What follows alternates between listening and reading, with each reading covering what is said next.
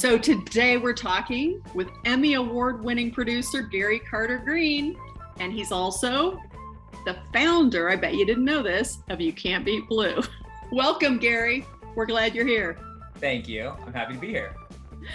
So let me just start right up. I hear that there's an anniversary that is approaching. Oh my gosh.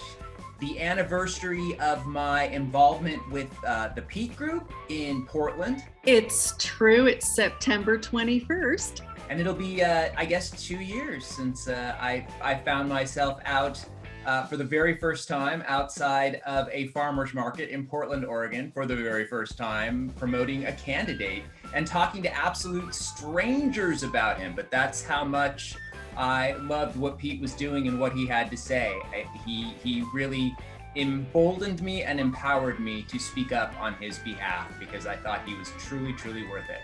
And as we all know now, he was. Well, what struck me the day that I met you was you were fearless when it came to proselytizing for Pete. Yeah, I don't know where that came from, but I figured I had nothing to lose after 2016. When former guy, I call him Thumbhead, won, I was, of course, like many, just devastated. And then I had to really reflect and I had to say, look, Gary, you didn't do everything that you could have done. It would have been very easy to take a couple more steps. You launched, You Cant Be Pete. So, I mean, how cool is that? Had you already launched, or was that something you did after you moved up here? I launched it in Los Angeles before I moved up to Portland. And this is an example of, if you're going to volunteer, try to volunteer your time, your talent, and your treasure. And so I thought, well, this is something I can do that the average person might not be able to do for Pete, but it's a particular talent that I have. Let me at least contribute that. And it allowed me to build a whole circle of people who were fans of Pete, who have widened considerably since then, as we went from You Cant Be Pete to You Cant Be Blue. At what point did you decide to kick it up a notch and do video and start profiling candidates? It was a twist from COVID. I suddenly found myself at home in front of my computer all day long.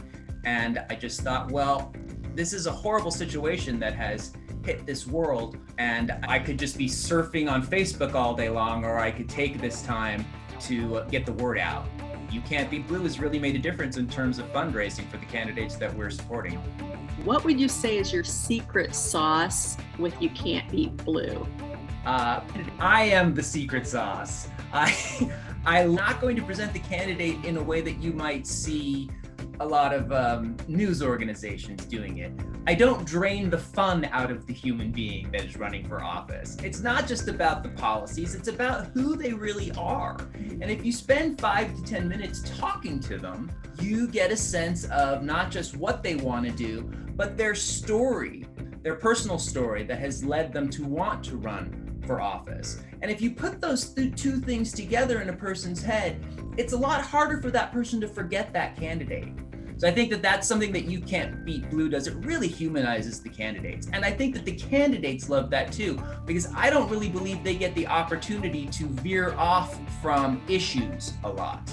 We talk about issues, but we talk about who they are as men and women as well. And I think they really enjoy themselves when they interview with us. I would agree. What makes a dream candidate from your perspective? So an ideal candidate is somebody who can speak to both their constituents and the wider group of people at the same time and explain, this is what my district needs.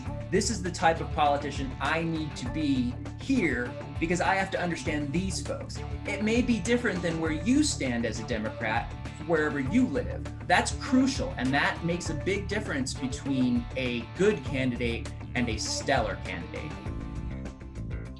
Why are the midterms important? Midterms are always important. The day after the presidential election was wrapped up, I started a campaign called Midterms Start Now. And that means we don't rest on our laurels after Joe Biden won the White House. We have to look at reinforcing the strength of the Democratic Party. We can't just sit and watch the news now and hope everything goes Joe's way. We have to support him with the votes he needs. We have to support him with enough Democrats that are going to be able to get legislation approved in both chambers to his desk. We have to support candidates all the time, year round, every year.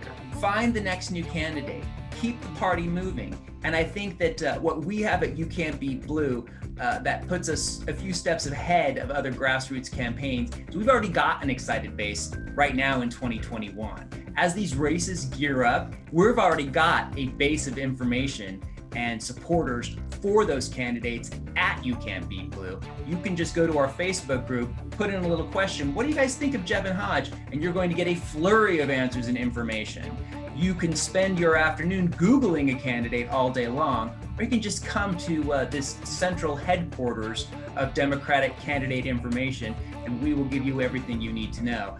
Well, thank you so much for your service. It's absolutely incredible. I can't even begin to tell you how many candidates you've introduced me to, and for that, I am extremely grateful. And thank you for taking time to talk with me today. I really appreciate it.